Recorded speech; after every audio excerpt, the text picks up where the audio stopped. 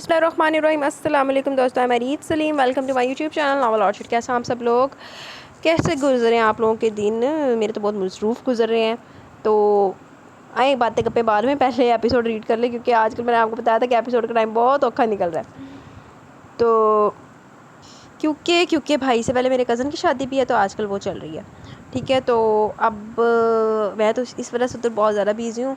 तो अभी चलते हैं एपिसोड की तरफ, देन फिर बातें करेंगे। ठीक है, बातें बल्कि शादी के बाद क्या हो रहा है ये सब। ज़ुनैरा रशना इसी पर अंदर दाखिल हुई। सहरबान और नजम गुल दोनों खड़े हो गए, जबकि अबरार शस्क्री बिना कुछ कहे बिना सबको देखे अपने रूम की जानिब चलता चला गया।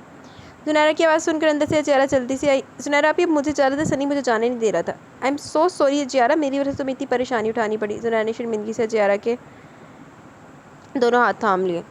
आहो अपनी याशियाँ ना मकाई, आप टाइम से ना अभी बेगम औरत तो हुन कह रही शो शोरी अजियारा। नहीं कोई बात नहीं, मुझे अब चलना चाहिए। मेरी अम्मी मेरा इंतज़ार करी होंगी, वो परेशान भी हो रही होंगी। इसके चेहरे पर बहुत वाज़ेह परेशानी और फिक्र के आसार थे। बेटा रात के 7 बज रहे हैं, ईशा आने वाली है, अंधेरा बढ़ रही हो, अकेली मत जाओ। चलो मैं ड्राइवर से छुड़वा दूँ। रचना को अजियारा को इस तरह अकेले जाना अच्छा नहीं लगा। जी बेहतर, अजियारा को भी यही बेहतर लगा। वो दोनों तो बाहर निकल गई। ज़ुनैरा सहरबानों के पास आई। देखो एड्डा तो नसीह दा ख्याल है, तो फिर टाइम से आई नहीं मोड़ा नहीं है वापस। तुम लोग यहाँ क्या करो, किसने अंदर आने दिया? ज़ुनैरा को इन दोनों की आमद सख्त नागवार गुजरी। तेरा भाई आग की भट्टी में जल जल कर कुंदन बन गया। पत्थर को जिस तरह तराश के हीरे की शक्ल दी जाती है, यूँ समझ ले वही हालत तेरे भाई हमारे बाबूजी की है। जा और इसके दिल की मुराद पूरी कर, वो अपनी ज़िंदगी में खुश और कामयाब रहेगा। सहरबानों ने हाथों से ताली बजाते कहा और नजम गुल को साथ लिए बाहर की जानिब कदम बढ़ा दिए। ज़ुनैरा पुर सोच मगर सवाली और नहायत उलझी नज़रों से तादूर तक इन दोनों को तकती चली गई। आगे जाके पता लगेगा तेन दी गल्ला दा मकसद। सुबुक्कीन अफ़ान तिरमजी ने धीरे से दरवाजे पर दस्तक दी। सुबुक्कीन हरे तिरमजी ने दरवाज़ा खोला। अस्सलाम वालेकुम पापा, अंदर आ जाइए। अफ़ान तिरमजी अंदर दाखिल हुए। गनमा जो टीवी पर कुछ देख रही थी, टीवी ऑफ करके खड़ी होगी। अस्सलाम वालेकुम छोटे पापा, इसने अदब से सलाम किया। जीते रहिए, पुरशफ़क़त अंदाज में मुस्कुराते हुए अफ़ान तिरमजी ने गनमा के सर पर हाथ धरा और दुआ दी। मैं इसलिए आया था कि सुबुक्कीन ये फ़ाइल ज़ौरफ़ सिंह खानिया की है, आपको इसको अच्छी तरह पढ़ लें। यूँ समझे करोड़ों का टेंडर है, इसको पढ़ के फिर अपने दस्तखत करके मुझे फ़ाइल कल तक दे दीजिएगा। कल ज़ौरफ़ सिंह आने से मेरी मीटिंग है, अगर आपका कल कोई शो या मसरूफ़ियत ना हो तो ये मीटिंग ज्वाइन कर लीजिएगा। यस श्योर पापा, इसने धीरे से मुस्कुरा के कहा। तो ठीक है, आप फ़ाइल देखिए, मैं जब तक आपकी मामा से चाय का कहता हूँ। ओके। वो चले कि सुबकीन तिरमजी फ़ाइल लेकर वापस अपनी जगह पर आ बैठा। फ़ाइल को वो खोलने लगा था कि इसका फ़ोन चीख उठा। सुबकीन तिरमजी ने फ़ोन देखा जहाँ रिजा सिद्दीकी कॉलिंग नाम झिलमिला रहा था। हाँ रिजा कहो, खैरियत? रिजा मुझे तुम्हारी आवाज़ बिल्कुल नहीं आ रही, 1 मिनट रुको, मैं टेरेस पर आता हूँ। वो फ़ोन लेकर अपने बेडरूम के साइड में खुलने वाली टेरेस की तरफ बढ़ा। वहीं बैठी गनवा ये सारी कार्रवाई देख रही थी। इसका दिमाग सुबकीन तिरमजी को परेशान करने का प्लान करने लगा। इसकी नज़र बेड पर खुली फ़ाइल की जानिब पड़ी। इसने अपनी मतलूबा शय ढूंढने के लिए दो निगाह दौड़ाई, जो शेल्फ़ के पास रखी मिल गई। वो तेज़ी से आगे बढ़ी और शेल्फ़ पर रखी वो काली रंग की स्याही की बोतल उठा ली और जल्दी से इसका ढक्कन हटाकर पूरी की पूरी बोतल इस फाइल पर अंडेल दी। माँ सदके जाए, वैसे मैंने दसो एडी हसबे मौका बोतल इंक दी रखी किन्ने सी? पेन ने कौन चलाता भाई? वो वाल पेन लेके आओ 5 रुपये की बाजार से, बल्कि अभी तो वो भी 10-15 रुपये की होगी नहीं है। पूरी फाइल काली स्याही में डूब गई थी। जल्दी से बोतल साइड टेबल पर रख दी और वापस सोफे पर आ बैठी, क्योंकि खटखटाने की आवाज़ आ रही थी। यकीनन वो आ रहा था। सुबकीन तिरमजी के चेहरे पर खुशी के रंग जगमगा रहे थे, होंठों पर दिल फरेब से मुस्कुराते। ऐसा भी क्या कह दिया जो इतना खुश हो रहे हैं? गनवा ने तब कर सोचा। सुबकीन तिरमजी ने फ़ाइल देखी तो जैसे 14 तबक रोशन हो गई, क्योंकि वो तो बिल्कुल ठीक छोड़ के गया था।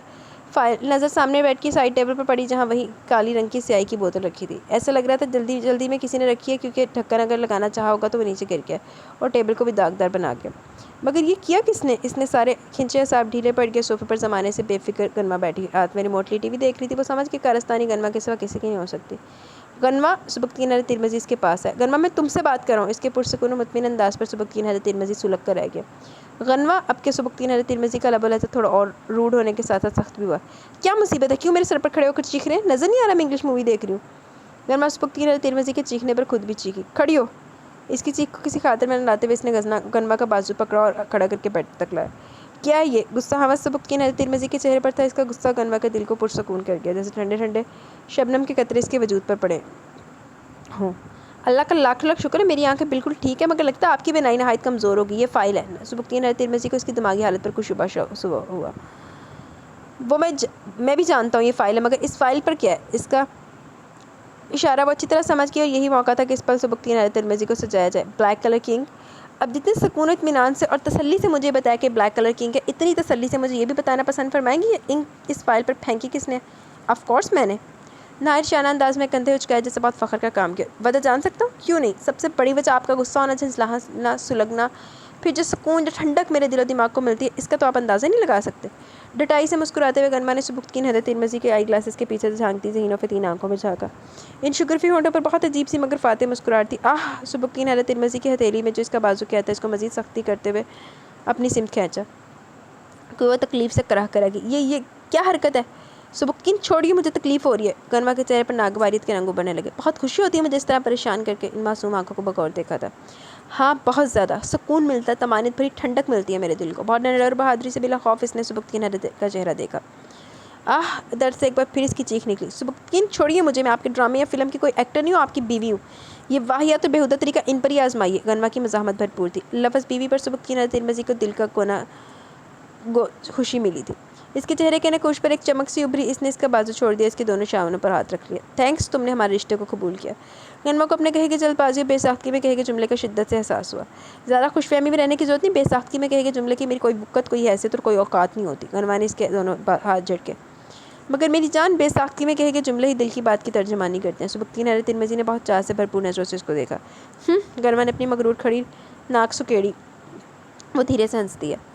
तुम्हारा ये मासूम चेहरा, मासूम अदाएं, यही तो है जिस पर मैं फ़रेफ्ता हूँ, जिसका दीवाना, जिसका असीर हूँ। बिला इरादा इसने गरमा की मगरूर खड़ी नाक हौले से दबाई। हाथ हटाइए। गरमा ने इसके हाथ पर उंगलियों पर हाथ मारा। सुबुक्तकीन। अफ़ान तिरमिज़ी और इमरीन दस्तक देकर अंदर दाखिल हुए। सुबुक्तकीन हैदर तिरमिज़ी ने दरवाजे की जानिब देखा। जी पापा, फ़ाइल देख ली? आई होप कि दस्तखत कर दिए होंगे। आपको पता है हमें स्टैंडर्ड से बहुत फ़ायदा। अफ़ान तिरमिज़ी की नज़र बेड पर इस फाइल पर पड़ी जो ब्लैक कलर की स्याही में डूबी हुई थी। सुबुक्तकीन, ये क्या है? इन्होंने वो फाइल उठाई। वो शौक ही तो रह गए सुबुक्तकीन हैदर की लापरवाही पर। सुबुक्तकीन हैदर तिरमिज़ी गनमा के पास से हटा और बेड के पास इन दोनों के पास आ खड़ा हुआ। पापा, एक्चुअली ये गलती से। व्हाट? अफ़ान तिरमिज़ी तकरीबन चीखे। गलती? सुबुक्तकीन, ये गलती से भी हुई कैसे आपसे?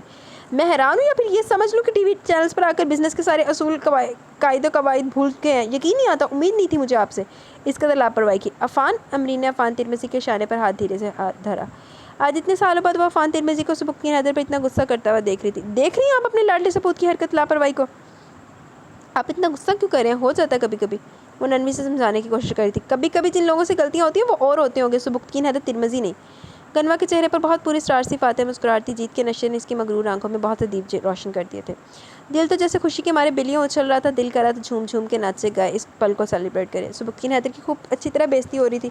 अफ़ान तिरमिज़ी सही मानों में इसको झाड़ रहे थे। बस एक यही मंजर ना तो अमरीन की आंखों से छुप सका और ना ही सुबुक्तकीन हैदर से। आई एम सॉरी पापा, आपके सॉरी करने से फ़ाइल ठीक नहीं हो जाएगी। अब आप यूँ करें कि अपने शोज़ मॉडलिंग शोज़ पर ही ध्यान दें।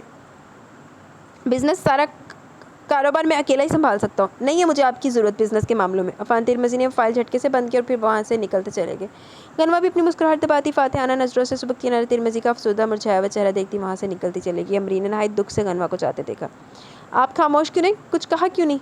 मैं जानती हूँ ये सब गनमा ने किया, वरना मेरा बेटा सुबुक्तकीन हैदर जिनसे गलती से भी कोई गलती सरजद नहीं हो सकती। सुबुक्तकीन हैदर ने अमरीन के होठों पर हाथ रख दिया। पापा से मत कहिएगा। गनमा को जो खुशी मिली है, जो मुस्कुराहट आई, उसको देखने के लिए मेरी आंखें तरस गई थी। अब चाहे वजह कोई भी क्यों ना, मुझे कोई फ़र्क नहीं पड़ता, इसलिए आप भी खामोश रहिएगा। और फिर सुबुक्तकीन हैदर वहाँ ठहरा नहीं, वहाँ से निकलता चला कि अमरीन के खामोश आंसू निकल आए। अच्छा जी। एडी दीवानगी। सौरत फारूकी चौहान ने टीवी देखते ज़ाहिर चौहान को गर्म कॉफ़ी का मग थमाया और ख़ुद भी इसके सामने वाले सोफे पर आ बैठी। इन्होंने भी टीवी स्क्रीन पर एक नज़र डाली जहाँ कोई न्यूज़ चैनल किसी बीमार शख्स की न्यूज़ दिखा रहे थे। ज़ाहिर चौहान इस न्यूज़ को इतने गौर से सुन और देख रहे थे जैसे इसे ज़्यादा ज़रूरी दुनिया में कोई और काम ना हो। मगर सौरत फारूकी के इस न्यूज़ से क्या मतलब? इन्होंने ज़ाहिर चौहान से इतनी बात करनी थी। ज़ाहिर, 1 मिनट मम्मी प्लीज़। ज़ाहिर चौहान वो वीडियो में न्यूज़ पूरी देखना चाहता था, एक भी सीन मिस नहीं करना चाहता था। केड़ा ऐसा? सौरत फारूकी ने गुस्से से टीवी को देखा और फिर बेजारी से अपनी कॉफ़ी की सिप लेने लगी। जी अब कहिए। एक गर्म सिप कॉफ़ी का भर के टीवी की आवाज़ कदरे कम कर दी। शुक्र है आपको फिर से याद दहानी नहीं करानी पड़ी कि यहाँ आपकी एक अदद माँ भी मौजूद है जिसको आपसे ज़रूरी मोड पर बात करनी है। इन्होंने कहा तो बहुत नरम मुलायम लबा लहजे में था, मगर चेहरे के नकूश पर तंज़ो गुस्से के हल्के से साए थे। ज़ाहिर चौहान धीरे से हंसती है। Again okay, again sorry. कहिए क्या बात है? मैंने आपके लिए लड़की देख ली। Oh no, not again this topic mum please. इन्होंने इल्तिजाई नज़रों से देखा। मैं कुछ नहीं जानती, मुझे भी कनाडा जाना, वहाँ के मामलात भी संभालने। इन्होंने आज ज़ाहिर चौहान से कोई सवाल नहीं किया, सीधा दो टोक में अपना फ़ैसला सुनाया। आपको लगता है ये ठीक है? ज़ाहिर चौहान ने अपना कॉफ़ी का मग वापस टेबल पर रख दिया। क्यों, क्या बुराई है? उल्टा सवाल दागा। इसमें कोई बुराई नहीं लगती है आपको? ज़रा संजीदगी से सोचिए मम्मी, इसमें सिर्फ बुराई है। आप जिस लड़की से मेरी शादी करने के लिए कह रही, कल को अगर इसने अपने हक़ के लिए डिमांड कर दी फिर? ज़ाहिर चौहान भी थक चुके थे इस रोज़ रोज़ के टॉपिक से। इन्होंने सोचा अभी इन्हें खुले लफ्ज़ों में बात कर लेनी चाहिए। कोई डिमांड नहीं करेगी, गरीब घर की है, बस एक माँ है, बेटा और बहू छोड़ के चलेंगे। बेटी किसी बच्चे को ट्यूशन देने जाती है, गुजर बसर हो रहा है, बहुत प्यारी मासूम और सीधी सारी सी है। हाय हाय, कितने ज़्यादा रिश्ता तो नहीं चल रहा। नाम भी बहुत अच्छा है, अजियारा। अल्लाह, गई भैंस पानी में। उधर अबराज साहब ने पसंदीदगी हुई पई है, उधरों अजियारा बीबी भी अबराज ने पसंद करी थी, इधर डॉक्टर साहब वगैरह अपना रिश्ता पेश हो रहा है डॉक्टर का। मुझे तो बहुत पसंद आई और समझ में भी आती है, मगर मुझे सिर्फ एक बात समझ में आई आपकी इन सारी बातों में से। वो क्या कि वो एक गरीब लड़की है। हाँ तो सही है ना, गरीब है, आपसे शादी हो जाएगी, इतनी शान शौकत दौलत और साइश देखेगी तो आपसे और क्या चाहिए एक लड़की को, लग्जरी के सिवा और क्या चाहिए आजकल के दौर में। बस मैं इतना ही जानती हूँ। बुरी बात है मम्मी, आपको नहीं लगता कि हम किसी के जज्बातों एहसास के साथ खेलेंगे? ज़ाहिर कौन सी दुनिया में रहते हैं आप, आजकल जज्बातों एहसास की कोई कदर कीमत नहीं है। कामयाब वही है जिसके पास बेइंतहा दौलत है, शान शौकत है, रुतबा है, सोसाइटी में एक मुकाम है। फिर भी मम्मी मेरा ख्याल है मेरी सोच आपसे बहुत अलग है, पाँचों उंगलियां बराबर नहीं होती। आप मेरी इस लड़की से शादी करने पर बजीद हैं। आपको क्या लगता है वो लड़की इस घर में मेरी अधूरी ज़िंदगी में आती है तो क्या इसको औलाद की ख्वाहिश नहीं होगी? ऐसा भी की हो गया तेनू? ज़ाहिर पहली बात तो ये कि इस लड़की के किरदार करने की वजह अजियारा कहकर पुकारेंगे तो मुझे ज़्यादा अच्छा लगे, खुशी होगी। दूसरा, अजियारा एक सीधी सादी मासूम और कम उम्र सी लड़की है, आप अजियारा को जिस रंग में ढालेंगे वो ढल जाएगी। रहा औलाद का मसला तो कोई ऐसा बड़ा इशू नहीं है, आप कोई बेबी अडॉप्ट कर लेना, ख़त्म, बात ख़त्म, दी एंड। ज़ाहिर चौहान ने शिकायती नज़रों से देखा जिससे सौलत फारूक की निगाह चुरा गई।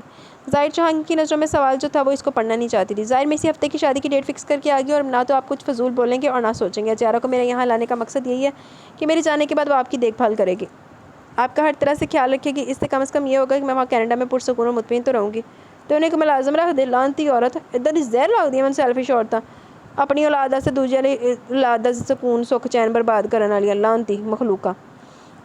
और बदले में मैं अजियारा को क्या दूंगा, इसका जवाब नहीं दिया आपने। वो इशारतन बहुत कुछ कहना चाह रहा था, मगर ये भी जानते थे वो इसकी नज़रों के उलझे सवालों इशारों में कहीं की बातों को समझना नहीं चाहती। अपने 3 करोड़ की प्रॉपर्टी का हिस्सादार और क्या चाहिए? ज़ाहिर चौहान के चेहरे पर मुस्कुराते होंठों पर उदासी थी, आंखों में अफसोदगी थी जिसे सौलत फारूक ने शिद्दत से महसूस किया। मगर वो इस वक्त ऐसी खुदगर्ज माँ बनी हुई थी जो सिर्फ और सिर्फ अपनी औलाद की खुशी के लिए सोच रही थी। इसके अलावा वो और कुछ नहीं जानती थी और ना ही जानना चाहती थी। सौलत फारूकी का सेलफोन बजने लगा। ज़ाहिर ने इनका फ़ोन देखा जहाँ हमारा आपा की तस्वीर झिलमिला रही थी। सौलत फारूकी ने अपना फ़ोन टेबल पर से उठाया। ज़ाहिर मैं जो कह रही हूँ वो मेरी नज़रों में बिल्कुल ठीक है। मैं आपको अकेला तनहा नहीं छोड़ना चाहती, बस बाकी मैं कुछ नहीं जानती। आप खुद को अपने जहन को तैयार कर लें, इंशाल्लाह इसी हफ्ते मैं आपके सर पर सजा देखना चाहती हूँ। सौलत फारूकी मजीद यहाँ बैठकर ज़ाहिर चौहान का अफसुदा चेहरा नहीं देखना चाहती थी। वो अब अपने फैसले से एक इंच हटने को तैयार नहीं थी। वो फ़ोन रिसीव कर चुकी थी। जाती हुई सौलत फारूकी को बहुत दुख भरी नज़रों से देखा था और फिर एक गहरा सांस मगर सर्द सांस लेकर टेबल पर अपनी बदरंग ठंडी कॉफ़ी को देखा जो बिल्कुल अपनी ज़िंदगी की अक्कासी करने लगी। टीवी पर वही न्यूज़ एक बार फिर टेलीकास्ट हो रही थी। ज़ाहिर चौहान का सारा ध्यान अपनी ज़िंदगी से हटकर इस न्यूज़ पर फिर से चला गया। जराइम की दुनिया, जिस्म फरोशी, ड्रग्स स्मगलिंग, इंसानियत का व्यापार, वाहियात फिल्म की वीडियो फ़रोख्त करने, छोटी छोटी मासूम लड़कियों को किडनैप रेप करके इनको बाहर ममालिक में फ़रोख्त करने वाला इस दुनिया का बेताज बादशाह अनीकवादी, जो कुछ अरसे से लापता था, जिसे हमारी पाक फ़ौज ने दुबई से गिरफ्तार किया। अनीकवादी करप्ट शख्स और भी बहुत से जराइम में मुलव्वस है, मगर वो कहते हैं ना कि मासूम और कमज़ोर की आह इनका सब्र कहीं नहीं जाता। इस शख्स को जो बीमारी है वो डॉक्टर भी अभी तक कंफर्म नहीं कर पा रहे। इस शख्स को एक अलग कमरे में रखा गया। आप वीडियो देख सकते हैं टीवी स्क्रीन पर कि किस तरह ये शख्स खुद को अपने आप से बचाने की, छुपाने की कोशिश कर रहा है। टीवी वाले स्क्रीन पर अनीकवादी की जो वीडियो दिखा रहे थे जिसमें वो किसी बोसीदा कमरे के कोने में छुपा हुआ था, दुबका हुआ था। इसके जिस्म पर शायद ही कोई ऐसा हिस्सा बचा जहाँ जख्म ना हो। मसामों से फूटते मोटे मोटे सुर्ख फोड़े की शक्ल में दाने उभर रहे थे। चेहरा इस कदर बस शक्ल बदनुमा हो रहा था कि कोई भी जीरू इस अचानक देखे तो खौफजदा हो जाए, डर जाए। इन जख्मों से कहीं कहीं खून भी बह रहा था।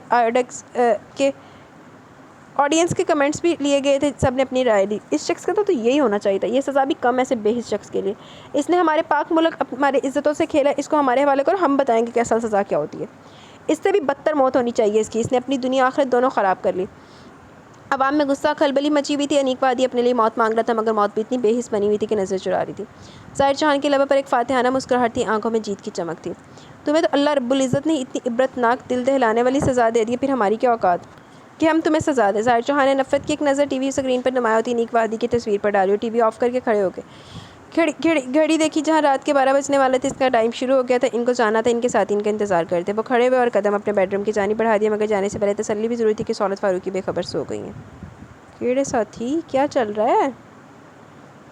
मेरे तो समझ में नहीं आ रहा आखिर हमारे धंधे में ये सवाल क्यों आ रहा है। पहले आबद जोफ़ा का कुछ काम पता नहीं था, फिर अज़ाबेला भी गायब होगी। शबनम को इतना मारा लहू लुहान कर दिया, मगर ऐन मौके पर इसका भी लापता हो जाना। इन सबको ज़मीन निकल गया, आसमान खा के, कुछ समझ में नहीं आ रहा। पाकिस्तान के तमाम मखसूस इलाकों में ढूंढ लिया, मगर ये लोग मिलकर नहीं दे रहे।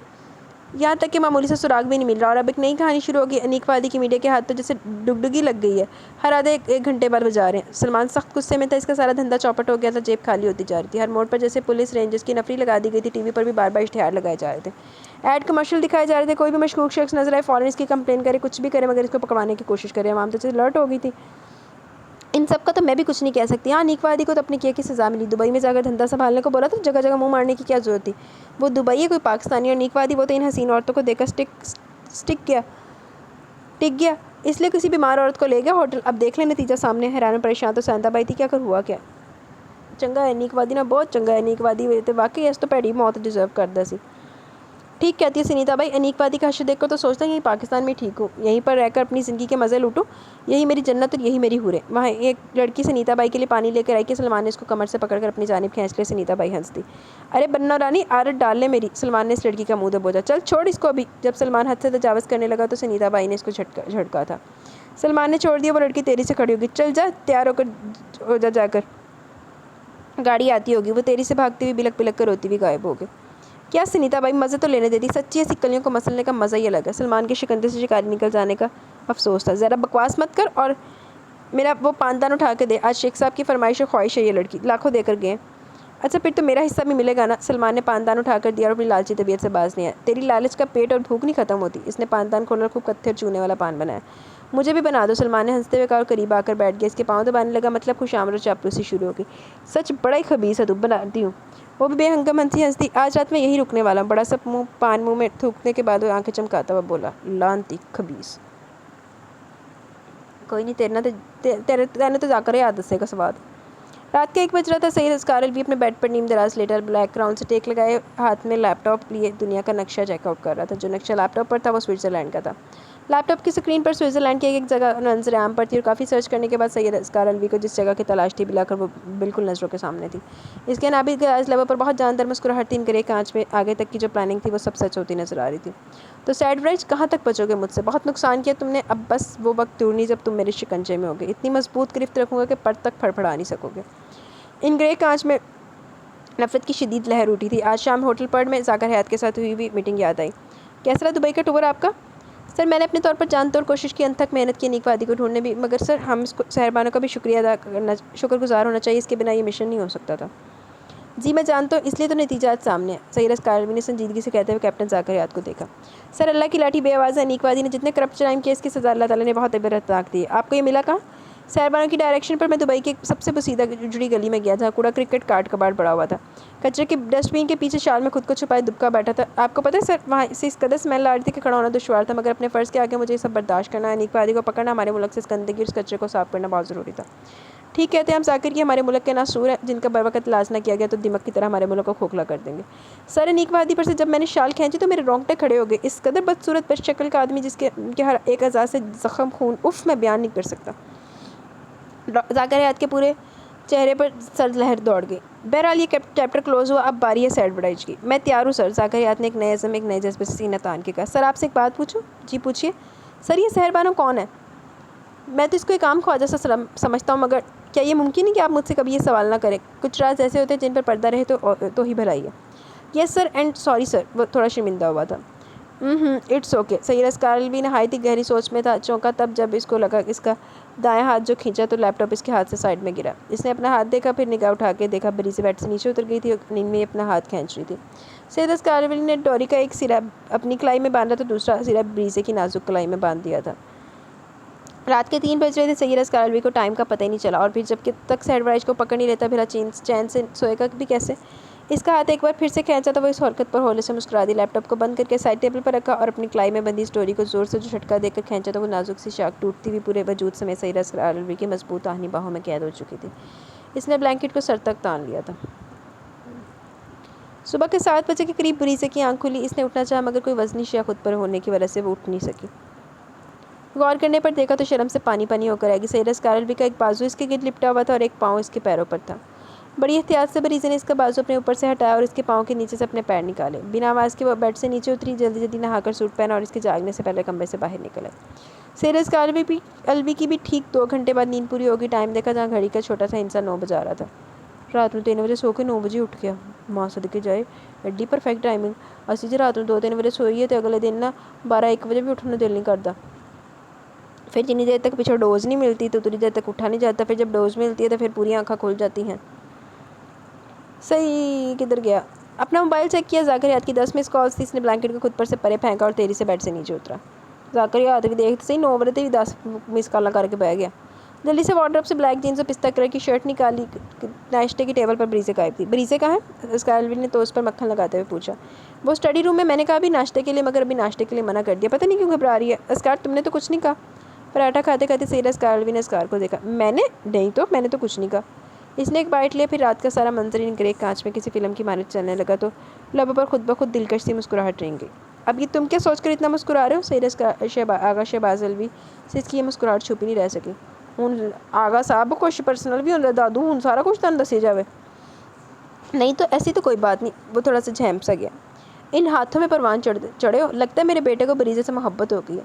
इनकी जहांदीदा और जीरक निगाहों से सैयद अस्कार अलवी की शर्मीली मुस्कुराहट छुपी नहीं रह सकी। हूँ सारा कुछ तंदो से दादा हो गया, बेस्ट बड़ी हो गया।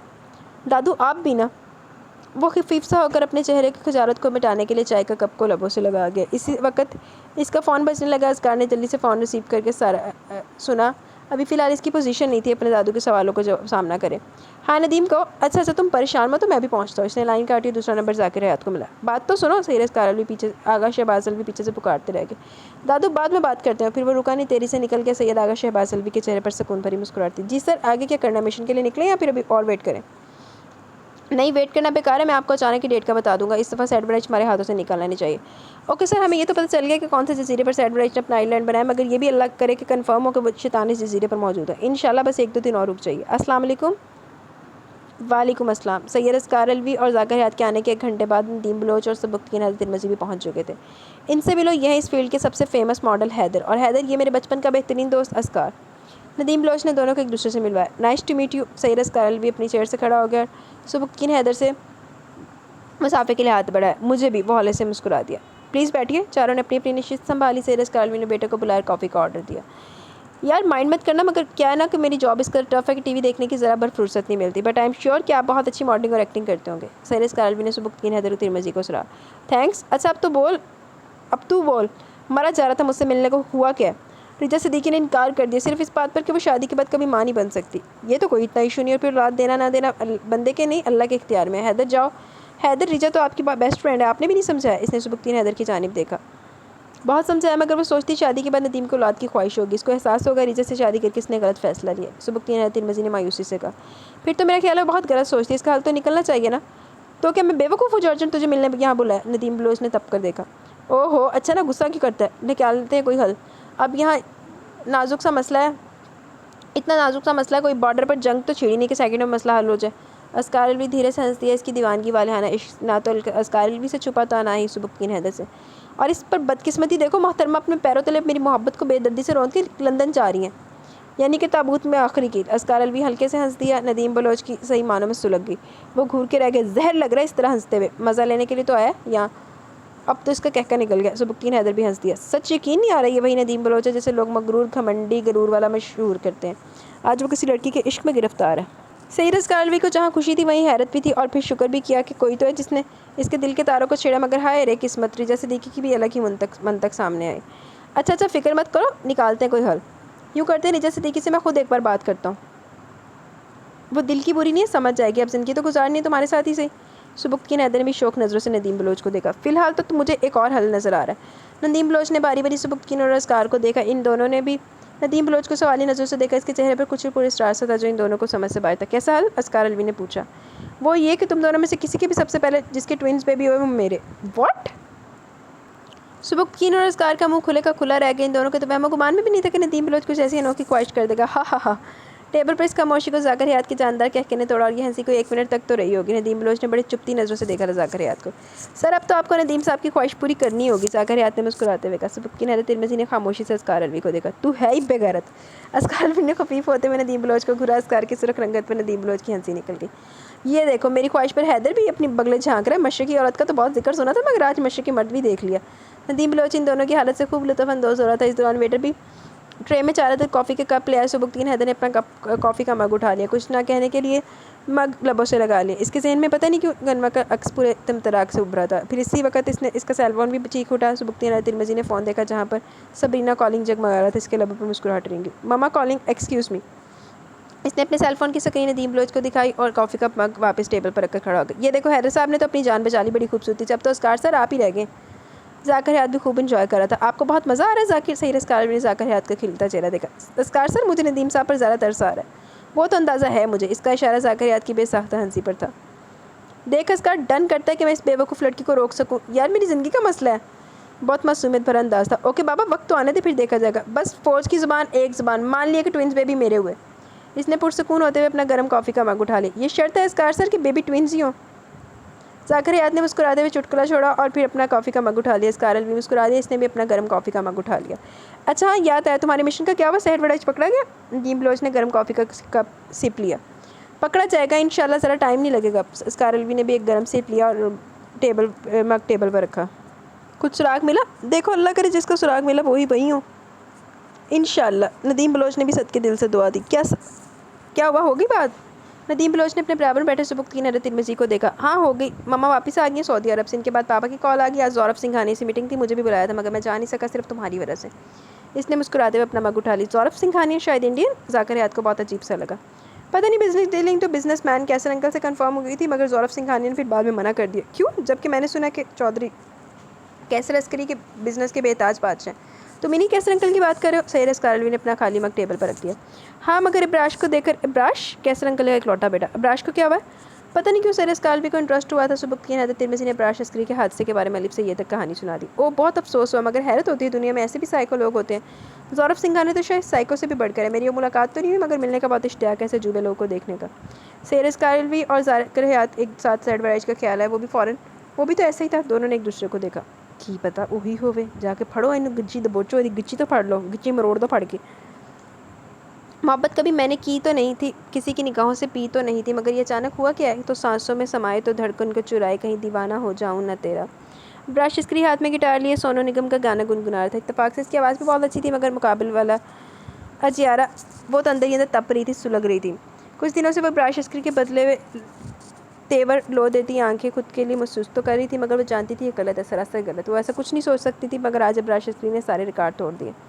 आज वो सनी को ठीक तरह से पढ़ा भी नहीं पा रही थी। अंदर अपने रूम में बेड पर नींद दराज लेटी जुनैरा जो कोई और उर्दू नावल पढ़ रही थी। ब्रश स्क्रीन की सुरीली आवाज़ जो इसके कानों में पड़ी पहले उसको अपना वहम समझी मगर गिटार और ब्रश स्क्रीन की मुसलसल आती आवाज़ पर इसने नावल बंद किया और साइड पर रखा और बेड से नीचे उतरकर हकीकत की तस्दीक करने निकली।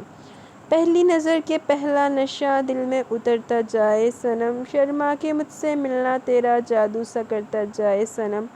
ये बेकरारी ऐसी खुमारी पहले कभी तो ना मुझ पर रही, कभी दिल पर यूँ बेखुदी तो नहीं थी, किसी से मुझे आशिकी तो नहीं थी। मगर ये अचानक हुआ क्या? गिटार का म्यूज़िक चेहरा को चिढ़ा रहा था। आपका मसला क्या? नज़र नहीं आ रहा सनी को पढ़ा रही हूँ मगर मुसलसल आपका फजूल गाना और बेहंगम म्यूज़िक हमारी पढ़ाई में डिस्टर्ब कर रहा है। आप अपना शौक़ अपने कमरे में जाकर क्यों नहीं करते पूरा? वो सख्त सिंचला कर रहेगी, इसकी बर्दाश्त अब ख़त्म होगी। कोई 1 बजे से लेकर 3 बज गए थे मगर अब वो अभी तक सनी को एक लफ्ज़ भी नहीं पढ़ा पाई थी। अब राशि स्क्रीन ने हर शौक से इसका झंझलाया हुआ गुलाबी चेहरा देखा, बगौर इसका नाजुक अंदाम सा अप्सराओं को शर्माता वजूद देखा। जाने कि उस गुलाबी चेहरे का वो सीर होता जा रहा था। जो कुछ इसने कभी किसी लड़की के लिए महसूस नहीं किया वो सब इस गुलाबी चेहरे वाली लड़की के लिए महसूस कर रहा था। इसकी सोच, इसकी सांसों, इसके दिल, इसकी धड़कनों, जहाँ तक कि इसके ख्वाबों तक इसका कब्जा हो गया था। ओदी माँ तो रिश्ता तय करके बैठी है डॉक्टर ज़ाहिर चौहान ना, तू बैठा रही फिर। ब्रश स्क्री का इस तरह से बगौर मतवातर जारा को कंफ्यूज कर गया। इसका दिल अजीब अंदाज में धड़का था। इसने अपना घबराए चेहरे का रुख ही फेर लिया। ब्रश स्क्री इसके रुख मोड़ने पर धीरे से मुस्कुरा दी। इसने अपना गिटार गले से उतार के एक तरफ को रखा और खड़ा होकर इसके बिल्कुल सामने वाले सोफे पर आ बैठा। तुम्हारी लॉजिक भी मेरी समझ से बाहर है। जब मैं अपने रूम से बाहर नहीं आता था तो तुम मुझे बाहर लाने के जतन करती थी, और मैं बाहर आ गई तो तुम्हारे सामने तो तुम मुझसे नजरें चुरा रही हो, मुझे मुंह नहीं लगा रही हो। अब ब्रश स्क्रीन ने इसकी बदामी आंखों में झांका जहाँ इसको अपना झिलमिलाता हुआ अक्स दिखाई दिया। मगर अब तो इसको भी अपने इस झुलसे हुए चेहरे से नफरत नहीं होती थी, चिढ़ नहीं होती थी, बल्कि इसको अपने इस झुलसे चेहरे से मोहब्बत हो गई थी, जिसने इसको बहुत कुछ एहसास दिलाया था, बहुत कुछ सिखाया था। एक मगरूर, घमंडी, अनाप्रस्त, खुद पसंद ब्रश स्क्रीन को मार के एक नए ब्रश स्क्रीन ने जन्म लिया। तो इन सबका क्रेडिट जाता था सिर्फ इस गुलाबी चेहरे वाले को, जिसने इससे इसका सारा चैन करार लूट लिया था। वो जो कुछ भी था इस सब अजियारा के मनहूने मिन्नत तो था। ये क्या बकवास है, मैं आपको क्यों मुँह लगाने लगी। वो मुसलसल झंझलाहट और घबराहट का शिकार थी। तो कभी कभी अबरार शस्त्री की फिजूलगोई पर सरता पास सुलग कर रह जाती। अबरार शस्त्री का बहुत ही जानदार और ऊंचा कहकर इसके माहौल के पुरफिजा माहौल में गूंजा। नहीं पढ़ाना मुझे आज, आप ही पढ़ा लें। वो तपती तनकती भी खड़ी होगी कि बिला इरादे अबरार शस्त्री ने इसका हाथ थाम लिया। पीछे खड़ी सुनहरा होले से मुस्कुराई। इसका भाई, इसका दोस्त आज वापस अपनी पुरानी जून में आ गया था। वो ज़िंदगी से जो मुंह मोड़ रहा था, आज ज़िंदगी को फिर से जी रहा था और बहुत खुश थी कि मगर अजियारा का घबराना शर्माना भी बहुत लुत्फ़ दे रहा था। तो प्यारी सी छोटी सी लड़की इसके भाई के दिल में घर कर गई थी। मगर सुनहरा की मुस्कुराहट सिमटी। मगर क्या वो संजीदा अजियारा के लिए, या फिर इसका वही आवारा दिल है, इसका वसवसा, इसका खदशा, वहम, शक भी गलत नहीं था। अबराश क्यों परेशान करे, तुम जानते हो ना कि सनी के फाइनल पेपर्स हो रहे हैं। सुनहरा ने अचानक एंट्री दी जिसे इसने कुछ देखा ही ना। अजियारा तो सही मानों में गड़बड़ा के रह गई। जल्दी से अपनी कलाई की हथेली से छुड़ा कर दूर जा खड़ी हुई। खफीफ तो अबराश स्क्री भी हो गया था। इसका एतमाद ज़िंदगी में पहली बार पस्त पड़ा था। इसने वो गुलाबी चेहरा एक बार फिर भरपूर नज़रों से देखा और फिर खामोशी से सुनहरा के पास चलता हुआ खड़ा हुआ। चंद लम्हे इसका चेहरा देखा और फिर इसके सर पर हल्की सी चप्पत लगाता वहाँ से निकलता चला गया। सुनहरा ने दूर तक इसको जाता हुआ देखा। वो इसका जुड़वा भाई था, इससे बेहतर भला इसको और कौन जान सकता था। सुनहरा की लौटती हुई नज़र वापस पलटी और पास खड़ी अजियारा पर ठहर गई। घबराया सा चेहरा, हया और शर्म से सुरख पड़ता गुलाबी चेहरा, दोनों हाथों की उंगलियों को एक दूसरे में पवस्त करके बेदर्दी से मरोड़ना, गुलाबी होंठों को बेरहमी से दांतों से काटना। इसकी गैर होती हालत पर सुनहरा होले से हंसती और आगे बढ़ के इसको गले से लगा लिया। मासूद के जाए डी अंडरस्टैंडिंग नंद। वो घर रात के कोई 11 बजे वापस आया। कल सुबह ही तो इसको जाकर हयात के साथ स्विट्ज़रलैंड के लिए चले जाना था। तकरीबन सारी तैयारी मुकम्मल थी। वहाँ की पुलिस फोर्स को भी खुफिया तरीके से आगाह कर दिया गया था। इलीगल तरीके से जो काम हो रहा था वो इससे बेखबर थे। हर काम नहायत राजदारी और एहतियात से करना था। ज़रा भी भनक हो जाती तो साइड वाइज वहाँ से भाग जाता। इसका पकड़े जाना हर हाल में ज़रूरी था। जिसने नेट के जरिए आधी दुनिया में गंदगी फैलाई भी थी। ओए भाई इत्थे ਜਿਹੜਾ ਰਹਿਬਰ ਹੋਟਲ 'ਚ ਘੁੰਮਦਾ ਪਿਆ ਸਾਈਡ ਵੜਾਈ 'ਚ ਉਹ ਕਿੱਥੇ ਆ, ਉਹਨੂੰ फड़ो जाके पहले तू ਚੱਲਾਂ ਉੱਥੇ, ਉਹ ਇੱਥੇ तक खा रहा।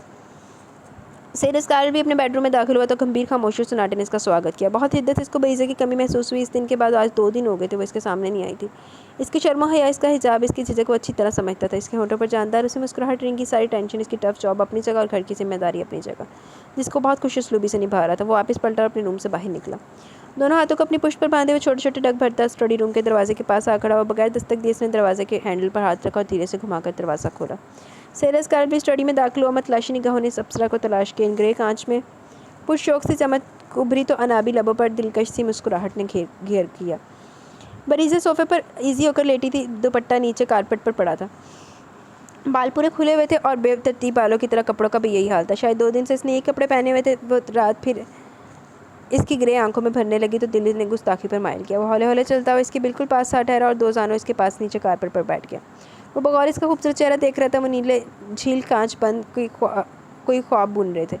खूबसूरत से नाजुक होंठ मुस्कुरा रहे थे। शायद इस ख्वाब का असर था जो ये मुस्कुराहट दिलकशी लिए हुए थी। बालों की छोटी छोटी सी लटें इसके खूबसूरत चेहरे का तवाफ़ कर रही थी। दिल एक शौक से जिसारत करने पर उकसाने लगा और इसने अपने दिल की हकायत पर लब्बैक कहते हुए हाथ इसके चेहरे की जाने बढ़ाया। चेहरे से इन बालों की लटों को धीरे से हटाया। इन लरसती पलकों पर अपनी उंगली फेरी और एक मुस्कुराते होंठों पर एक खत सा खींचा। ख्वाब पूरा हो गया। ये इस दहकते लमस की खिद्दत थी कि बरीज़े की नींद टूटी। इसने आहिस्ती से आंखें वाकी। सामने वही चेहरा था जो दिन रात अक्स बनकर इसके नीले झील कांच में बसा रहता था, जो दिल के अमानों पर बड़े धड़ल्ले से मसनद हुआ था, जो ख्वाबों की दुनिया में इसका हमसफ़र बना, इसके साथ साथ हाथ में हाथ लिए सरसब्ज़ वादियों में इसके साथ महवे सफ़र था। इससे ढेरों बातें करता। इसने हाथ बढ़ाकर सेरस कारल्बी के चेहरे को हल्का सा छुआ। दिल बहुत ज़ोर से धड़का। बहुत शिद्दत से एहसास हुआ कि कोई खूबसूरत ख्वाब नहीं, हकीकत है। वो तेरी से जो उठी थी तो लड़खड़ाती चकराती सेरस कारल्बी के ऊपर जा गिरी। वो मज़ीद घबराई थी मगर इस अचानक अफ्ताद के लिए खुद सेरस कारल्बी भी कहाँ तैयार था। मगर दिल को जो खुशी हुई इसका अंदाज़ा बरीज़े नहीं कर सकती थी। मोहतरमा क्यों बेकार सी कोशिश कर रही हो, जहाँ की चीज़ थी वापस लौट के आ गई। बरीज़ा जो इसकी मजबूत आहनी बाहों के घेरे से निकलने की कोशिश करी थी, इसकी मज़ाहमत बेकार गई क्योंकि सेरस कारल्बी ने ऐसा नहीं करने नहीं दिया। इसके बेबाक बात पर बरीज़ा शर्मा हया से गुलनार हो गई। 2 दिन हो गए इस तरह मुझसे छिपते हुए। अब भी अपने बेडरूम में चलोगी या मैं उठा के ले चलूँ? बरीज़ा इसका मतलब अच्छी तरह समझ गई थी। मैं खुद से चल रही हूँ, गाहें चुराते हुए कहा। ओके। सेरस कारल्बी ने बाहों का घेरा ढीला कर दिया तो वो तेरी से इन बाहों का हसार तोड़ दी, बाहर निकली और खड़ी हो गई। खुले बाल जो सारे के सारे इसके आगे सीने पर पड़े थे जल्दी से ने जूड़े की शक्ल में लपेटा। दुपट्टे का ख्याल है तो नजर इधर उधर पड़ी। दुपट्टा सेरस कारल्बी के पास पड़ा था। सेरस कारल्बी मुस्कुराता हुआ खड़ा और सारिस का दुपट्टा भी उठा लिया। दुपट्टे को पूरा फैला के इसके गिर्द दौड़ा दिया। चलो आओ। इसका नाजुक शाने पर अपना बाजू रखकर इसको खुद से लगा लिया। बरीज़ा सिमटाई सी इसके हसार में मुकीद इसके साथ चलने लगी। बरीज़ा को अपने साथ लिया, अपने और इसके मुश्तरका बेडरूम में ले आए। जानती हो किस कदर सुना कर दिया तुमने मेरे कमरे को। इस कमरे की एक एक शय मुझ समेत हम सब तुम्हारे आदि हो गए। तुम्हारे बगैर मैं नामुकम्मल अधूरा हूँ, इसलिए आज के बाद इस बेडरूम को छोड़ना नहीं। ओके।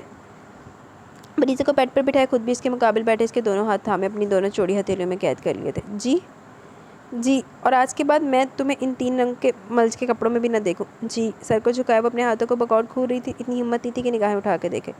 सेरस काल्वी ने इसका सुंदर मुखड़ा अपने हाथों के प्याले में भरा और ऊपर उठाया। मैं तुमसे बहुत प्यार करता हूँ, तुम्हारे बगैर नहीं रह सकता, तुम्हें चाहने लगा हूँ। क्या तुम मुझसे प्यार करती हो? इन नीले झील कांच में नमी थी जिसमें इसको अपना झिलमिलाता अक्स दिखाई दे रहा था। जी, बिलाखर बरीज़े ने इकरार कर लिया, इजहार मोहब्बत कर ही लिया। वो अपने दिल से ये बात नहीं सह पा रही थी। 2 दिन जिस तरह वो इसके बगैर रही तो वो बहुत शिद्दत से एहसास जागा कि सईद असकार के बिना कुछ नहीं। सिर्फ जी जी की किरदान करती रहोगी, अमल भी करोगी? सईद असकार ने शौकी से छेड़ा। वो बेसाख्ता इसके सीने से लगी थी और जो अंदर 2 दिन से गुबार भरा हुआ था सब इसके वसी और इस सीने पर मुंतकिल कर दिया। इसकी हिचकें तो बन गई थी, वो इजहार मोहब्बत ही तो नहीं कर पा रही थी, अपने दिल की हालत बयान ही नहीं कर पा रही थी। और इसकी गैर होती हालत सईद असकार भी बहुत अच्छी तरह समझता था। इसकी मजबूत बाहों का घेरा मजीद तंग होता चला गया। इस रोशन पेशानी पर सईद असकार ने अपनी मोहब्बत और बेकरारी की मोहर सबत कर दी। मोहब्बत और इकरार का ये तरीका बहुत पसंद आया। इसने अपने सीने पर छुपे इसके चेहरे को थोड़ी से ऊपर उठाया और बगौर नीले झील कांच में देखा। बरीज़े ने कुछ नहीं कहा, बस खामोशी से लचा के वापस आंखें मूंद के सरी सी सीने में छुपा लिया। जहाँ इसकी ज़िंदगी इसकी दुनिया बसती थी, इस प्यारी से अदा पर सईद असकार भी निसार हो गया। इसके लब पर सरशार सी मुस्कुराहट घर कर गई थी। अच्छा जी, चलो है ना दी नहीं पार लगी। ये क्या कह रही हैं आप गनवा? कुछ इल्म है आपको? मुझे नहीं पता, मुझे कुछ नहीं जानती। बस मैं इतना जानती हूँ कि मैं सुबुक्कीन के साथ मजीद इस छत के नीचे नहीं रह सकती, मुझे डाइवोर्स चाहिए। वो उलझते हुए बोली थी और उलझी तो गई थी। इसकी ज़िंदगी की कश्ती मंझधार में खड़ी थी। ना वो आगे बढ़ पा रही थी, ना किनारे कोई मंजिल नजर आ रही थी। साथ रहना तो दूर, वो तो अब तो समझौता भी नहीं कर पा रही थी। सुबुक्कीन और तिरमिज़ी का मुकाम इसके दिल में क्या था कुछ समझ में नहीं आ रहा था। गनवा सबरीना को सख्त नागवार गुजरा, इन्होंने सख्ती से टोक दिया। वो कुछ ही देर पहले सऊदी अरब से वापस आ गई थी और वापस के गनमा ने लम्हा भी नहीं लगाया सुबुक्तीन और तिरमिज़ी के घर को छोड़ने में। आज 1 हफ्ता हो गया तो वो यहाँ अपने रूम में बंद थी, ना किसी से मिलना ना बात करना, सब छोड़ दिया था। इस दौरान कितनी दफ़ा अमरीना फ़ान तिरमिज़ी सुबुक्तीन और तिरमिज़ी आए मगर इसकी चुप का कुफल ना टूटा। इसने अपने रूम का दरवाज़ा नहीं खोला। कितनी लातदाद कॉल्स मैसेजेस इसके फ़ोन पर सुबुक्तीन हैदर के आ चुके थे मगर एक भी ना तो वो रिसीव किया और ना ही किसी मैसेज का रिप्लाई किया। मम्मा प्लीज़ प्लीज़, अगर आपने अब कोई ज़िद की तो मैं जहर खा के मर जाऊँगी, मार दूँगी खुदकुशी कर लूँगी। गनमा ज़ोर से चीखी। गनमा बस, सबरीना की बर्दाश्त की इंतहा होगी। इनका पहली बार गनमा पर हाथ उठा। बहुत अच्छा सिला दिया मेरी रियासतों का, मेरी तरबियत और परवरिश का। शाबाश बेटा शाबाश, मेरी गलती थी जो आपसे इतनी उम्मीदें बांध ली। मम्मा, पीछे से हैदर की आवाज़ पर सबरीना ने पलट कर देखा। वो शायद बहुत देर से खड़ा था, मुंह पर हाथ रखे। गनमा ने भी इसको देखा मगर तेजी से चेहरे का रुख फेर लिया। मुझे माफ़ कर दीजिए सुबुक्कीन, मैंने आपकी ज़िंदगी और गनमा की ज़िंदगी के साथ ऐसा जुआ खेला जिसके लिए मैं समझती थी कि शायद जीत मेरी होगी। मगर इनकी आंखों से टप टप करके एक आंसू बहने लगा जो सुबुक्कीन हैदर को अपने दिल पर गिरता महसूस हुआ। वो रो रही थी, दिल को इसका दुख रहा था, खून खून हो रहा था। मगर मेरे बच्चे, मैं हार गई, आपकी मम्मा हार गई। मुझे माफ़ कर दीजिएगा, गनमा को डाइवोर्स चाहिए। मेरे लाख समझाने, लाख डांटने पर इसका बस एक मौका फिर डाइवोर्स।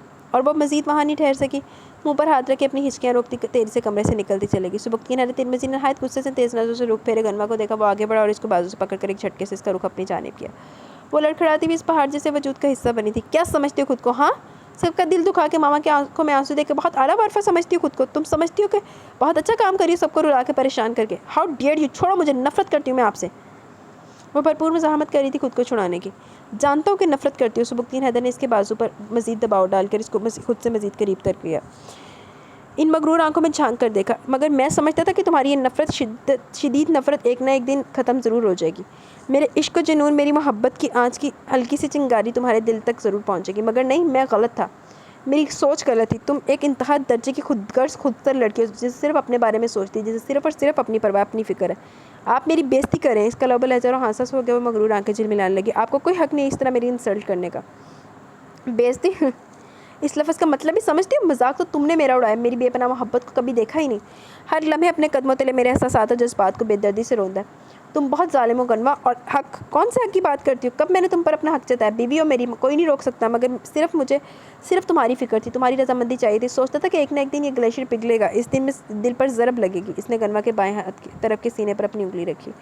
मगर तुमने लफ्ज़ डाइवोर्स कहकर मेरी सारी खुशफहमियों का गला घोंट दिया, मेरी मोहब्बत को इतना कमतर कर दिया, मैं खुद अपनी नज़रों में गिर गया हूँ। गनवा, तुमने एक मकरूह लफ्ज़ कहकर मुझे मेरी औकात दिखा दी। मेरी एक गलती की सज़ा जो बचपन में गलती सरजद हुई थी, ताउम्र इस सज़ा को काटता होगा। गनवा, तुमने मुझे बहुत ऊंचाई से, बहुत गहराई के पाताल में फेंका। तुम मुझसे अलग होना चाहती हो ना? मुझसे अलग रहकर खुश रहना चाहती हो ना? सुकून से अपनी ज़िंदगी जीना चाहती हो? रातों को उठ कर तुम्हें लगता है कि जो डर, जो खौफ तुम्हारे अंदर घर कर चुका है वो एक मेरे ना होने से ख़त्म हो जाएगा, तो ठीक है। सुबुक्तीन हैदर तिरमिज़ी ने इसका बाजू छोड़ दिया। इसे चंद कदम के फासले पर जा खड़ा हुआ। तुम्हारी ये ख्वाहिश ज़रूर पूरी होगी। तुम्हें आज़ादी चाहिए, अपनी खुशी चाहिए ना? ठीक है, बहुत जल्द आज़ादी का परवाना तुम्हें मिल जाएगा। मैं तुम्हें हर हाल में खुश देखना चाहता हूँ गनमा, मगर ये मत समझना कि तुम्हें छोड़ने के बाद मेरी मोहब्बत में कमी आ जाएगी। मैं तुमसे प्यार करता था, करता हूँ और आखिरी सांस तक करता रहूँगा। ये ज़िंदगी तुम्हारे नाम है, अब तुम्हारे अलावा कोई ज़िंदगी का साथी नहीं बनेगा। जाओ, मैं तुम्हें तुम्हारी ख्वाहिश की नवीद सुनाता हूँ। वो फिर वहाँ रुका नहीं, वहाँ से निकलता चला गया। गनमा की आंखें पथरा के रह गई। इस रंगत इस कदर सफ़ेद पड़ गई जैसे जिस्म से खून का कतरा कतरा निचोड़ लिया गया हो। ये वो क्या कह गया था? इसको तो खुश होना चाहिए था, खुशियों के चिराग जलाना चाहिए थे, मगर ये क्या, दिल खाली खाली से क्यों हो गया? एक इसके जाने से अंदर नामुकम्मल सा अधूरा सा क्यों लग रहा है? दिल धड़कना क्यों भूल गया? क्यों इन आंखों से बेआवाज़ आरो कतार आंसू बह रहे थे? क्यों, आखिर क्यों? क्या वजह है? बहुत घंटों तक बहुत सोचने समझने के बाद इसको एहसास हुआ कि वो तो अपने दुश्मन से मोहब्बत कर बैठी है। जिसे नफरत, शदीद नफरत के दावे करती रही, वो तो इसके बगैर बिल्कुल नामुकम्मल है। कुछ नहीं इसके बगैर। इसकी ज़िंदगी की चाहत ही वही है, सुबुक्कीन हैदर तिरमिज़ी। हाँ, वो अपनी झंझलाहट, अपनी बेजारी उलझन को अब समझ पाई थी और हर तरफ बस एक ही नाम की गूंज थी, सुबुक्कीन, सुबुक्कीन, सुबुक्कीन। गनमा खाकान तिरमिज़ी ने हौले से दस्ते शफ़क़त इसके सर पर धरा। इस नरम और मुलायम लबो लहजे पर गनमा ने अपनी डुबडुबाई आंखें इनकी तरफ उठाई। डैडू, वो इस नरम सीने से लगी। I love him Daddu, I know my child. इन्होंने गनमा के बालों पर बूसा लिया और दिल के हिस्से में बहुत सुकून सा, बहुत ठंडक सी महसूस हुई। दरवाजे पर खड़ी सबरीना गीली आंखों समेत मुस्कुरा दी। वो अपने शरीक हयात को चशकराना नज़रों से देख कर रह गए। आहो, पहले ही होया सी उन्होंने गुलामी मारी सी अपनी बुढ़ी नूं कि भाई तेरी वाला तो होया सारा कुछ। अजियारा, आज शाम को जल्दी आ जाना बेटा। अम्मा, कोशिश करूँ क्योंकि आज सनी की बर्थडे है। इसने आईने के सामने अपनी पिंक लिपस्टिक को आखिरी टच दिया। बदामी आंखों में काजल की एक लकीर सी खींची। पिछले कुछ दिनों से बहुत खुश थी। दिल करता था हवाओं में उड़े, चूमे गाए, खूब चहके। शायद मोहब्बत और चाहे जाने का एहसास का दूसरा नाम यही है। हाँ, इसे ये तस्लीम करने में कोई याद नहीं था कि अपना दिल अबरार शस्करी को दे चुकी थी। इसने अबरार शस्करी के ज़ाहिर से नहीं, बातिन से प्यार किया था। वो इसको चाहने लगी थी। अबरार शस्करी की ज़िंदगी में इसकी अहमियत, इसकी एक हैसियत थी, और क्या चाहिए इसको? वो तो ठीक है मेरी बच्ची, मगर आज शाम को यार है तो तुम्हारा होना लाजमी है ना? ठीक है अम्मा, मैं 7 बजे तक आ जाऊँगी। इसकी अपनी धुन थी, अपनी लय थी। माँ सदके जाए, अपनी अपनी धुन जो निकल के पहुँचते ला कौन आ रहा है? वो ठीक 3 बजे अस्करी विला पहुंच गई थी। सब तैयारियां अरूज पर थी। घर के सारे अफराद जमा थे। बाहर का कोई फर्द इन्वाइट नहीं था। अब राशिश के कहने पर किसी को इन्वाइट नहीं किया गया। पर्पल एंड फुल पिंक कढ़ाई वाले ओवरकोट के सूट में इसकी गुलाबी रंगत खूब खिल रही थी। वो अब राशिस्करी को मजीद अपने दिल के पास होती लगी, बस आंखों के जरिए दिल ही में उतार रहा था। अजियारा अच्छी तरह इन पुरशौक निगाहों को खुद पर महसूस कर सकती थी। शर्म से इसकी रंगत मजीद दूरी होती जा रही थी। तालियों की गूंज में सनी ने केक काटा। सब ने कोई ना कोई तोहफा दिया। अजियारा ने भी बड़ा प्यारा और महंगा सा गिफ्ट इसको दिया। ऋषि मामा, सब ने मुझे कुछ ना कुछ गिफ्ट दिया, आपने मुझे कुछ भी नहीं दिया। सनी ने मुंह बसोर के कहा। वैसे सनी, आपके ऋषि मामा तो बहुत ही कंजूस निकले, हम तो इन्हें बहुत बड़े दिल वाला समझते थे। अजियारा ने सनी से धीरे से कहा, जो सिर्फ अब राशिस्करी सुन सकता था, क्योंकि जुनैरा फ़ोन पर अपने हस्बैंड से बात कर रही थी। रशना चौधरी कैसर अस्करी अपनी कोई बात लेकर बहस कर रहे थे। मेरी जान, आप हमारे पास आइए तो फिर पता चलेगा कितना बड़ा दिल है। रश करो कि अपनी किस्मत पर। अब राशिस्करी ने पुरशौक नज़रों से अजियारा का गुलाबी चेहरा देखा। अजियारा तो कान की लौं तक सुरख पड़ गई। तू छेड़ ला उन्हें। इसी वक्त सनी के बर्थडे केक गिफ्ट के बारे में जिक्र हो रहा है। बमुश्किल रस्ती कांपती घनेरी पल के ऊपर उठा के देखा था, मगर लम्हा भर इन निगाहों में देख नहीं सकी, क्योंकि वहाँ मोहब्बतों के ठाठे मारता समंदर था, जिसकी शोरीदा लहरें अजियारा के दिल में बहुत से जज्बात उभार गई थी। आंखों में बहुत से सपने पर हो गए थे। अब राश स्क्रीन ने अजियारा की इस प्यारी सी अदा को नज़रें उठा के झुकाने और झुकाने के बाद उठा के देखने पर मुस्कुरा के देखा। अब तो वैसे भी इन लबों से मुस्कुराहट हटती नहीं थी। ये लो, आज के दिन सनी के लिए इससे बढ़कर कोई गिफ्ट नहीं है। इतने दिन हो गए इसको एक जगह रखे, आज इस पर अपनी सुरीली आवाज़ के साथ इसके सुर और ताल दोनों छेड़ दो। जुनैरा बेशक और कामों में मसरूफ थी। सबको स्नैक्स सर्व कर रही थी, अपने हस्बैंड से बातें भी कर रही थी, मगर ध्यान की और धागे अब राश अस्करी और जियारा से भी बंधे हुए थे। इसका चहीता इकलौता जुड़वा भाई, इसका दोस्त, मुस्कुराने लगा था, खुश रहने लगा था, जो तन्हाई का साथी बन गया था। फिर से सबके से मिलजुल कर हंसने, गुनगुनाने, चहकने लगा था, जिसका सारा क्रेडिट अजियारा को जाता था। जुनैरा ने राश अस्करी का फेवरेट गिटार इसको थमा दिया। बिल्कुल क्यों नहीं, सनी का बर्थडे गिफ्ट और किसी अपने के लिए दिल के बोल, मोहब्बत की अक्कासी। अब राश अस्करी ने धीरे से कहा, आंखों में चाहत भरते हुए इस गुलाबी चेहरे को देखा, जिसकी रंगत मोहब्बत के रंगों से खिली हुई थी। कोस कसा के सारे रंग इस गुलाबी रंगत पर चमक रहे थे। जुनैरा ने भी दिल से मुस्कुराते हुए इस चेहरे को देखा, जिसके भाई के दिल में घर कर गया था। अब राश अस्करी दोनों माँ पे जराने उन्हें नज़र नहीं आ रहा है कि चल रहा है। अब राश अस्करी ने गिटार पर सुर बिखेरने शुरू कर दिए। इसके दिल के जज्बात और एहसास भी धीमा सा म्यूजिक अजियारा के दिल की चाहत और मोहब्बत के साथ मिलने जुलने लगे थे।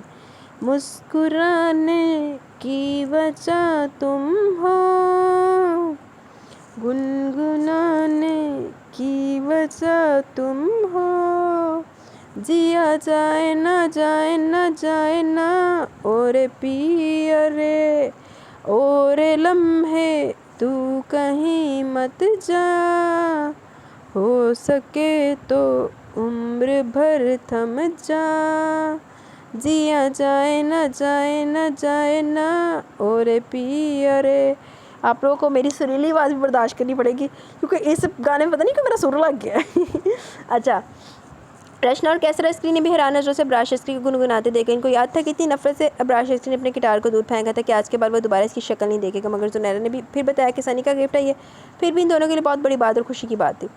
धूप आए तो छाँव तुम लाना, ख्वाहिशों की बारिशों में भीग संग जाना, जिया जाए ना जाए ना जाए ना और पिया रे, मुस्कुराने की वजह तुम हो, गुनगुनाने की वजह तुम हो, जिया जाए ना जाए ना जाए ना और पिया रे।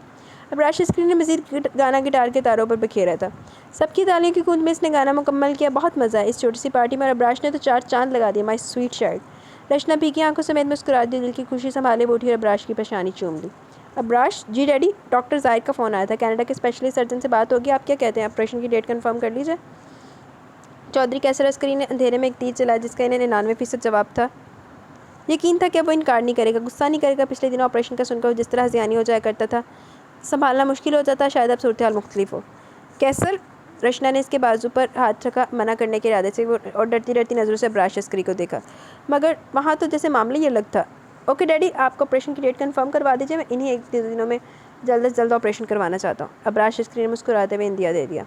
ओके डन, मैं अभी डॉक्टर जाहिर चौहान को फ़ोन कर देता हूँ। वो खुशी खुशी अपनी जगह से खड़े हुए अपनी जेब से सेलफोन निकाला, डॉक्टर जाहिर चौहान को फ़ोन मिलाकर बाहर निकल गए। इनके पीछे हैरान और खुशी के मिलने जुले तासुरात थे, वो इनके पीछे गई थी। भाई मेरा बेटा बहुत थक गया, मैं तो इसको सुलाने चली। सुनैरा ने सनी को गोद में उठा और हॉल से बाहर निकल गई। वो ज़ियारा और अबरार को बात करने का मौका देना चाहती थी। अबरार अस्करी ने गिटार को साइड सोफे पर रखा और खड़ा हो गया। ज़ियारा जो घबराहट पे अपने होंठों को दांतों से काट रही थी, दोनों हाथों की उंगलियों को आपस में पेवस्त किए एक दूसरे से मरोड़ रही थी।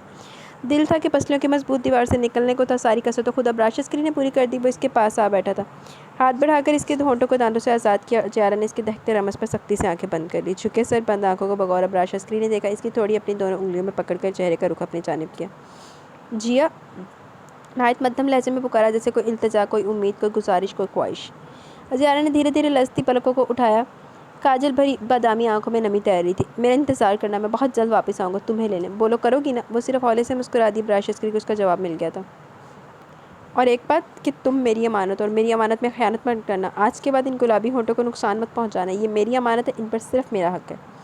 इसका दिल बुरी तरह धड़का। शर्म और झिझक के मारे इसकी आवाज़ तो जैसे हलक में घुट के रह गई। गुलाबी रंगत मज़ीद कंधारी होगी। इसके घबराने शर्माने पर अबरार अस्करी धीरे से हंसती। ऐसा दिलनशी मंजर आज तक इसने नहीं देखा था। इतना अरसा वो तिलिस्म नाज के साथ रहा, मगर कभी भी इसने तिलिस्म नाज को शर्माते घबराते नहीं देखा। अब लगता था ज़िंदगी वो नहीं, ज़िंदगी का असल मकसद ये था। इसकी मोहब्बत, इसकी ज़िंदगी है। ज़ियारा, जो एहसास और जज्बात ज़ियारा के लिए थे, वो बिल्कुल नए से और ख़ूबसूरत एहसास था, जो कभी तिलिस्म नाज के लिए नहीं था। हाय हाय, बस तेरे वापस आने तक ज़ियारा तक कितने हो ना जाए। पर आइए ज़ियारा दा तू चलना उत्थे सर्जरी कराने से पिछे ज़ियारा दी अम्मी जान उहदा रिश्ता तो पक्का करके बैठी हुई। साइरस कारल भी बेखबर सो रहा था कि इसके फ़ोन की मुसलसल बजती बैल ने इसकी पुरसुकून नींद में खलल डाल दी। इसने आंखें खोली, अपना मोबाइल उठाया जहाँ जाकर हयात कॉलिंग जगमगा रहा था। एक तो जाकर हयात भी ना बरीजरी सोता ना, हर टाइम फ़ोन करता रहता कारल भी अपने बराबर में बेखबर हर फिक्र गम से आज़ाद नींद की वादियों में गुम बरीज़े को देखा, जिसका हाथ इसके सीने पर रखा हुआ था। साइरस कारल ने बड़ी एहतियात से इसका हाथ हटाया। वो थोड़ा कसमसाई मगर फिर करवट लेकर नींद के आगोश में चली गई। वो हौले से मुस्कुरा दे, फिर कोहनियों के बल उठकर बैकग्राउंड से टेक लगाया। घड़ी देखी जहाँ सुबह के 7 बज रहे थे। फ़ोन मतवातर बज रहा था। इससे पहले बरीज़े की नींद खराब होती, इसने फ़ोन रिसीव कर लिया। जी अस्सलाम वालेकुम जाकर, कहिए। वालेकुम अस्सलाम सर अस्कार, क्या हम कुछ देर बाद होटल शमस में मिल सकते हैं? जी क्यों नहीं, मगर सब कह रही था ना, क्या सैडब्रिज का पता चल गया? अस्कार अलवी ने हौले से मुस्कुराते हुए कहा। इंशाल्लाह सर, इस जजील इंसान का भी पता चल जाएगा। जब इसके पूरे ग्रोह को पकड़ लिया तो यकीनन इसका भी पता चल ही जाएगा वो इंसान के भेस में छुपा किधर कौन से बिल में दुबका बैठा। लबो लहजे में नहायत पूरी उम्मीद था। चले मैं कुछ देर में वहाँ पहुँचता हूँ। Okay I wait. दोनों जानिब से फ़ोन बंद हो गया। साइरस कारवी ने फ़ोन साइड टेबल पर रखा और रुख फेर कर करवट लिए बरीज़े को देखा। इसके पहलू में बेखबर सोती हुई मुकम्मल हर डर खौफ से आज़ाद थी। इसके खूबसूरत चेहरे पर ज़माने भर की मासूमियत और सुकून था। वो साइरस कारवी की पनाहों में खुद को मजबूत तस्वर कर रही थी। वो मुस्कुराते हुए इसके चेहरे पर झुका और इसके चेहरे पर आई चंद लटों को कान के पीछे अड़स कर इसके रुखसार पर अपने होने का एहसास दिलाया। बरीज़े ने आंखें खोल ली थी। नीले झील कांच में एतमाद था, चाहती, मोहब्बत थी। Good morning. आप उठ के? वो सीधी होकर लेटी। हाँ एक्चुअली मुझे कहीं काम से जाना है। वो इसके रुखसार पर अपनी मजबूत लंबी चौड़ी उंगलियों के पुष्ट फेर रहा था। काम से? रात को तो आए हैं पूरे 15 दिन बाद। आप जानते हैं आप जब इतने इतने दिनों तक घर से मुझसे दूर रहते हैं तो मेरा दिल बहुत घबराता है। ये सईदा ज़कार अलवी की मोहब्बत का फ़ख्र ही तो था कि वो जो इतने एतमाद से इनके कांच में देख रही थी। बस थोड़ी देर का काम है, जल्दी आ जाऊँगा। प्रॉमिस? इसने अपना मरमरी हाथ इसके आगे किया। प्रॉमिस। सईदा ज़कार अलवी ने हंसते हुए इसका हाथ थाम लिया। कुछ ही घंटों में वो और ज़ाकर हयात अपने मतलूबा मुकाम पर पहुँच चुके थे। कहाँ है वो? अंदर। फिर इंतज़ार किस बात का, चले अंदर। सईदा ज़कार अलवी ने संजीदगी से ज़ाकर हयात को देखा। जी। ज़ाकर हयात ने दरवाज़ा खोला। कमरे में घुप कबर से भी ज़्यादा अंधेरा और खामोशी थी। ज़ाकर हयात ने सारे बटन ऑन कर दिए। वो छोटा सा बहुत सीधा कमरा फुल रोशनी में नहा गया। कमरा चुके खाली था, सवाए एक चीज़ के कुछ ना था। वो वजूद कमरे के कोने में सुकड़ा सिमटा बैठा था। घुटनों में सर छुपाए वो समझ रही थी कि अब ना तो कभी आंखें खोलेगी ना दुनिया देखेगी। मगर खटके की आवाज़ पर इज़ाबेला ने चेहरा ऊपर उठा के देखा और जिस शख्स को अपने सामने देख रही थी इसकी तो आंखें फटी की फटी रहेगी। Tom cruise? टॉम क्रूज़ तो वाकई भूल गई सी। टॉम क्रूज़ कितने तक खान गया? नहीं, कैप्टन सईद ज़कार अलवी। वो चेयर घसीट के इस तक लाया। माँ सदके जाए, टॉम क्रूज़ तो यहाँ निकले। कितनी देर तक तो वो सुनाटे में रहेगी? जब तक तुमको ज़की बनकर मिलता रहा तुम्हारे लिए टॉम क्रूज़ था। वो सब तुम्हारे घरों तक पहुँचने का रास्ता था। सईद ज़कार अलवी ने बगौर इसकी हैरान आंखों में झांका। अब मैं तुम्हारे लिए क्या सज़ा तजवीज़ करूँ? तुम्हारा तो सैड ब्राइज ने वो हाल करवा दिया कि तुम तो ना जीने में और ना मरने में। तुम्हारा अपना चेहरा इस कदर मकरूर नफरत ज़दा हो गया कि जिस चेहरे से तुम्हें बड़ा घरूट घमंड नाज था, अब अगर अपना चेहरा आईने में देखोगे तो खुद से घिन आने लगी, कराहियत महसूस हो करोगे। ठीक कहते हो, मैं ना तो अब जीने में और ना मरने में। मुझे जो अपने इस छुरेरे जिस्म पर बड़ा तकब्बुर था सारा मिट्टी हो गया। ये खूबसूरत जिस्म एक ज़िंदा लाश बन के रह गया। खुदा के लिए मुझ पर एक एहसान कर दो, मुझे मौत दे दो, मुझे मार दो।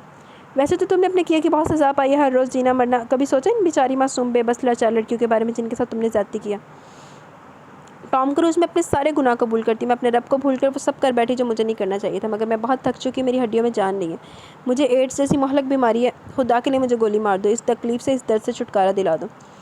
वो गिड़गिड़ा रही थी, इल्तिजा कर रही थी, मिन्नत समाजत कर रही थी, अपनी मौत की भीख मांग रही थी। बहुत चंगा है, तेरा भी अंजाम बहुत अच्छा होया। सैड ब्राइज कहाँ है? स्विट्ज़रलैंड का वो जजीरा जो गैर कानूनी तरीके से तामीर करवाया गया था, वो तो मुकम्मल स्विट्ज़रलैंड की फ़ोर्स की तहवील में चला गया। वो इसे मुकम्मल सील कर दिया गया। वहाँ की हर जगह छानबीन मारी, कहीं नहीं मिला। हर शख्स को अरेस्ट कर लिया गया, मगर सैड ब्राइज लापता। अब तुम बताओ कहाँ है वो? खुदा की कसम टॉम क्रूज़, मैं झूठ नहीं बोलूँगी। अगर मुझे ज़रा भी इल्म होता तो तुम उसको सब सच बता देती, मगर मैं वाकई नहीं जानती कि वो कहाँ है। इज़ाबेला ने इसको जूतों को पकड़ लिया। सईद ज़कार अलवी ने बगौर इसका भयानक हड्डियों का ढांचे वाला चेहरा देखा। मगर हाँ, एक बात बहुत अच्छी तरह जानती हूँ। वो क्या? सैड ब्राइज को ब्रीज़े चाहिए। अगर मेरा शक गलत नहीं तो वो यकीनन पाकिस्तान में। बरीज़े कहाँ है? सईद ज़कार अलवी ने बहुत सोचकर अपना ऊपरी होंठ खिंचाते हुए कहा। ये तो कोई नहीं जानता कि बरीज़े का, मगर इसकी बीमारी एक दिन इसको सड़क पर ले आएगी। नहीं, अब ऐसा नामुमकिन है। बरीज़े अब कभी भी नींद में नहीं चलेगी। इसकी बीमारी का इलाज मुकम्मल हो गया। सईद ज़कार अलवी ने शेर से टेक लगाते नहायत मुतमिन अंदाज में इसको देखा। मगर तुम ये कैसे कह सकते? वो कुछ कहते कहते खामोश होगी। क्या बरीज़े तुम्हारे पास है? दूसरा हैरानकुन इंकशाफ था। हाँ, वो अपने असल मुकाम पर इसी दिन आ गई थी जिस दिन तुम लोग इसको तवाइफ खाने से निकाल रहे थे। मगर ये सब तुमने कैसे किया, इतनी कड़ी पहरेदारी के बावजूद? ये सब तुम्हारे सोचने की बात नहीं, तुम बस अपनी आखिरी सांसें गिनो। वो खड़ा होकर दोनों वहाँ से जाने लगे। इस तरह मत जाओ टॉम क्रूज़, खुदारा मुझे गोली मार दो, मुझे मार दो टॉम क्रूज़। वो चीखती चिल्लाती थी, मगर इतनी हिम्मत, इतनी ताकत नहीं थी कि खड़ी भी हो पाती। अपने पहाज वजूद को घसीटती दरवाजे तक लाई, दरवाजे को ज़ोर ज़ोर से बचाने लगी, मगर दूर तक सहराओं में इसकी चीखने चिल्लाने की आवाज़ कोई नहीं सुनने वाला था। अब सुनीता बाई का क्या करना है सर? असकार सर, जब जीप स्टार्ट करते ज़ाकर हयात ने कहा। करना क्या? अरेस्ट करो, इस पूरी बिल्डिंग को हिरासत में ले लो।